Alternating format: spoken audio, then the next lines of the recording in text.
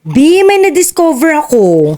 Hindi mo na kailangan ng alak para malasing. Puyat, pagod, kapos sa tulog. Bi, yun lang kailangan. Lulutang ka na. As in, matatanggal talaga yung ulo mo.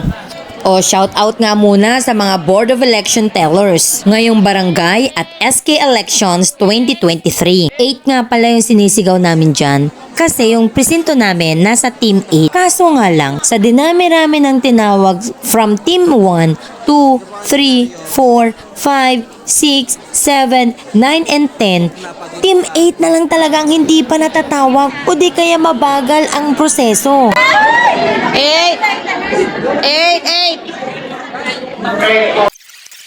Paano ba naman kasi? 10:30 pa lang pumunta na kami sa meeting place. Para kunin ang mga paraphernalias. Kasi expected namin sa dinami-rami ng barangay, ayaw na namin makipagsabayan. Kaso nga lang, pagdating naman namin doon, hindi naman kami yung unang inasikaso. Kaya, kailangan pa naming maghintay. Biruin mo from 10:30 na pumunta kami doon, nakaalis kami dyan, 2:30 na ng madaling araw.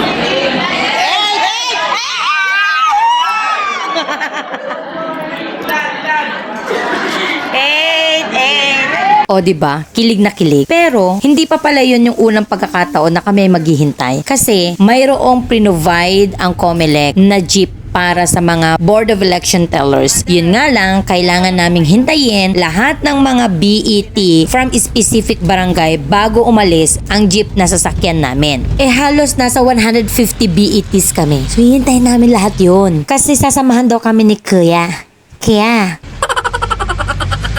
At dahil antok na nga rin kami dyan, inaisipan naming sa jeep na rin matulog. Thankful nga pala ako sa mga kasamahan ko kasi naging magaan ang aming mga trabaho dahil mahasahan mo talaga sila. Kahit sobrang pagod na. Pag natapos ka pang magbilang, ay kailangan pang hintayin mong mabasa ang iyong election returns doon sa BBOC bago ka bumalik sa treasury.